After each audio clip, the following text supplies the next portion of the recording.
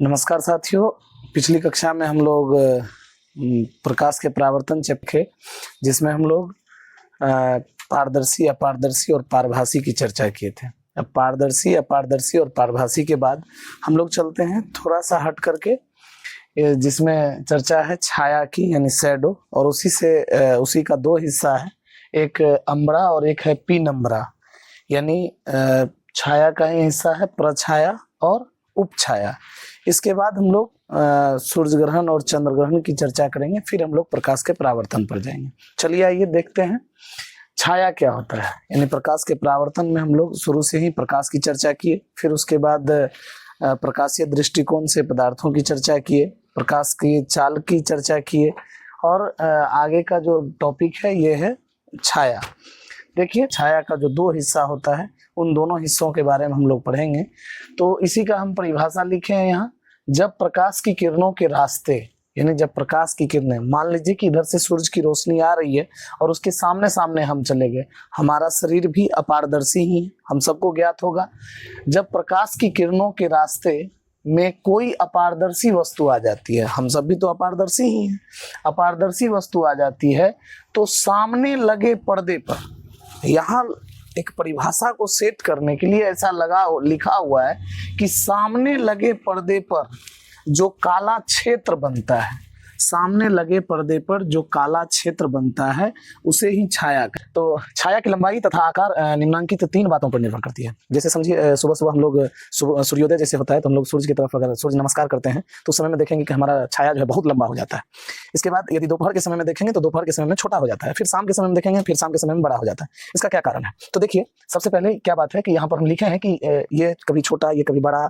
इसका जो कारक है, इसका जो कारण है, ये तीन कारण है। पहला है प्रकाश का उद्गम, दूसरा है अपारदर्शी वस्तु का आकार, और तीसरा है प्रकाश के उद्गम और वस्तु के बीच की दूरी। यानी प्रकाश कहाँ पर उत्सर्जित हो रहा है, कहाँ से उत्सर्जित हो रहा है, वो कितनी दूर पर है। दूसरी बात कि अपारदर्शी वस्तु अर्थात जैसे सुबह के समय में हमारा प्रतिबिंब बहुत बड़ा बनने लगता है, यानी हमारी जो छाया है वो बहुत बड़ा बनता है। तो उसका क्या कारण है? तो उसका कारण ये भी है कि वो प्रकाश, ये तीसरा कारण देखिए, प्रकाश के उद्गम और वस्तु के बीच की दूरी। उस समय में क्या होता है कि हमारा शरीर और सूर्य, इन दोनों के बीच में काफी डिफरेंस होता है, बहुत ज्यादा दूर पर होता है।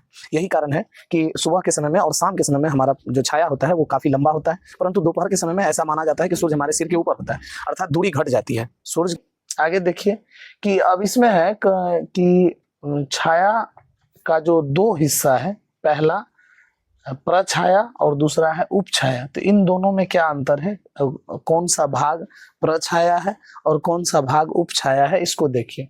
करे छाया का मध्य भाग, देखिए ध्यान दीजिए इस बात पर कि छाया का जो मध्य भाग है, मध्य का मतलब बीच वाला हिस्सा यानी सेंट्रल वाला हिस्सा जो है, करे जहां प्रकाश बिल्कुल नहीं पहुंचता है, यानी प्रकाश का कोई भी हिस्सा वहां नहीं पहुंचता है, उसको प्रछाया बोलते हैं, यानी अम्बरा बोला जाता है। अंग्रेजी में क्या बोलते हैं? अम्बरा। और जैसे कि यहाँ देख लीजिए, एक हम बिजली का जलता हुआ बल्ब जलाए हैं, उसमें एक बीच में यहाँ पर अपारदर्शी वस्तु को रखे हैं। यहाँ एक अपारदर्शी वस्तु है, इसका छाया, यहाँ पर एक पर्दा लगाए हैं, देख लीजिए यहाँ पर्दा लगा हुआ है। अब इस पर्दा पर इस अपारदर्शी वस्तु का छाया इतना दूर बन रहा है, इसी को हम अलग करके यहाँ पर इस तरह से गोल गोल करके बना दिए, क्योंकि वस्तु भी तो गोल है, सॉरी वही अपारदर्शी वस्तु जो है ये तो गोल है, तो इसीलिए यहाँ पर हम एक छाया का प्रतिबिंब बनाए हुए हैं। ये पूरा का पूरा छाया है। इसमें जो बीच वाला यहाँ क्या लिखा हुआ है, छाया का मध्य भाग जहाँ प्रकाश बिल्कुल नहीं पहुंचता है उस स्थान को प्रछाया कहते हैं। यानी ये वाला जो इलाका है इसी को प्रछाया बोलेंगे। अंग्रेजी की बात करेंगे तो अंग्रेजी में इसको अम्बरा बोला जाता है।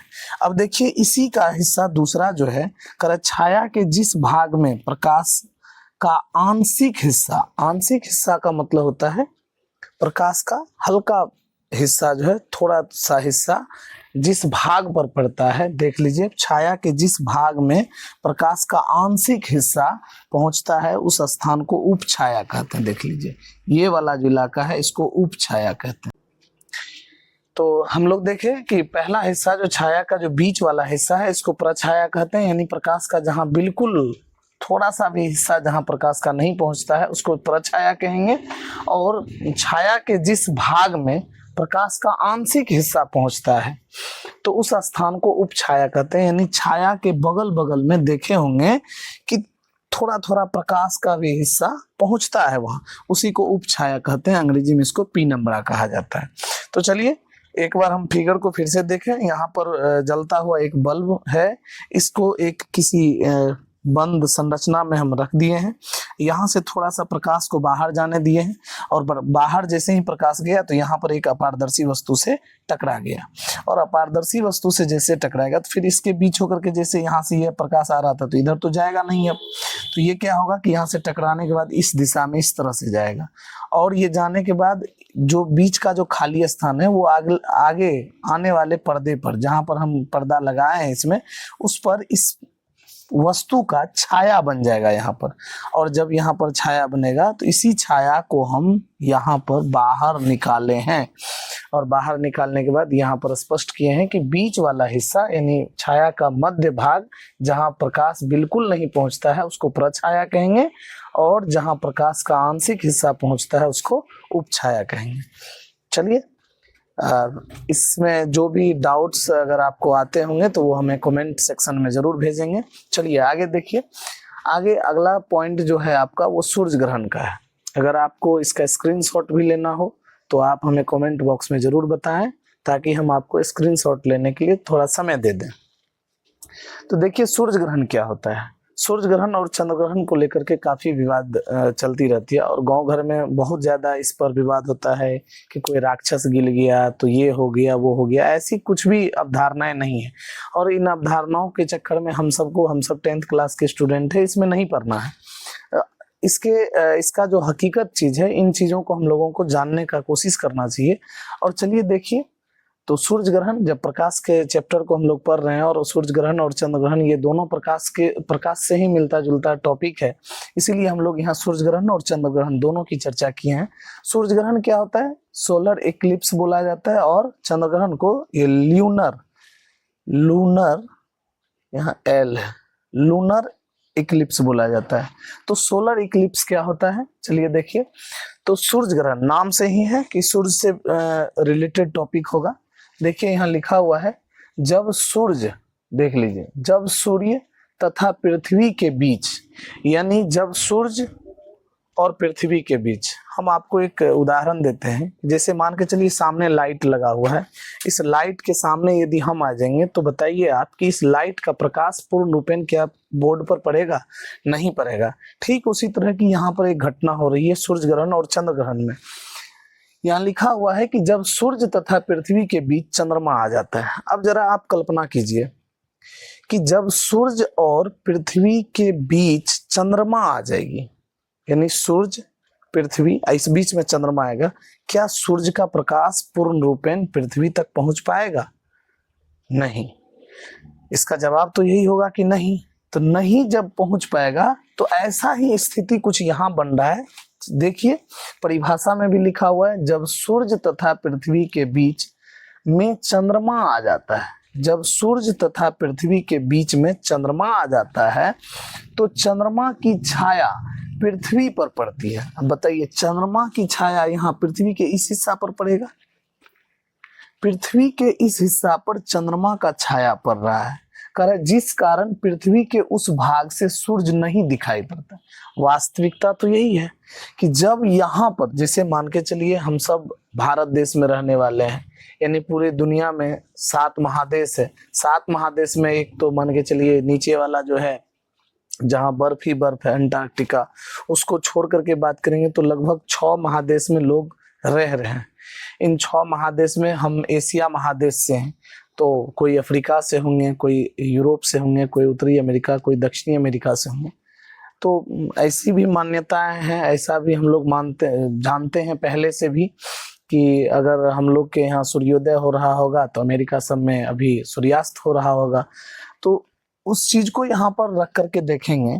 जैसे मान के चलिए यहाँ के लोगों के लिए, यहाँ के जो लोग होंगे उसको तो सूर्य दिखाई दे रहा होगा, लेकिन इस जगह पर, यहाँ पर जो मौजूद लोग होगा उसको सूर्य का सीधा रोशनी नहीं पड़ रहा होगा, यानी वो सूर्य को नहीं देख पा रहा होगा। क्यों? क्योंकि इस सूर्य और इस पृथ्वी के इस भाग पर मौजूद लोग के बीच में चंद्रमा आ गया है। तो सूर्य के प्रकाश को चंद्रमा यानी चंद्रमा जो है यहाँ पर मौजूद, ये सूर्य के प्रकाश को रोक ले रहा है, जिसके कारण इस भाग पर, पृथ्वी के इस भाग पर मौजूद लोग को सूर्य नहीं दिखाई पड़ेगा। तो यही चीजें यहाँ भी होती हैं। लिखा हुआ है कि जब सूर्य तथा पृथ्वी के बीच में चंद्रमा आ जाता है तो चंद्रमा की छाया पृथ्वी पर, यानी चंद्रमा की छाया पृथ्वी पर पड़ती है, जिस कारण पृथ्वी के इस भाग से, यानी पृथ्वी के इस भाग से सूर्य नहीं दिखाई देता। ये सूर्य यहाँ से नहीं दिखाई देता है। इस स्थिति को ही सूर्य ग्रहण कहा जाता है। और ये हमेशा याद रखिए कि अमावस के दिन लगेगा, यानी अमावस्या के दिन लगेगा। यहाँ लिखा हुआ भी है एक एरो डाल करके, सूर्य ग्रहण हमेशा अमावस्या के दिन ही लग सकता है। और सूर्य ग्रहण हम लोग सबको पता है कि दिन में सूर्य दिखाई देता है, तो इसका मतलब है कि दिन के समय में ही सूर्य ग्रहण कभी भी लगेगा, लेकिन वह जो रात होगी वो अमावस्या की रात होगी, यानी अमावस्या का समय होगा। अमावस्या हम लोग समझते हैं कि काली रात को ही अमावस्या का रात कहा जाता है, यानी जिस दिन घनघोर एकदम पूरा का पूरा काला का काला रात होता है। और एक दिन ऐसा आता है जो पूर्ण रूपेण चंद्र गोल दिखता है, चंद्रमा गोल दिखता है, तो उसको पूर्णिमा कहते हैं।